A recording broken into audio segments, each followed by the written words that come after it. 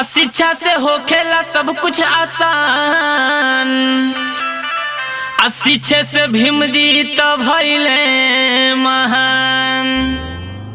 बढ़ा बढ़ा बहुजन, बढ़ा बढ़ा बहुजन, खूबे लिखाई और पढ़ाई आगे बढ़ा बहुजन, खूबे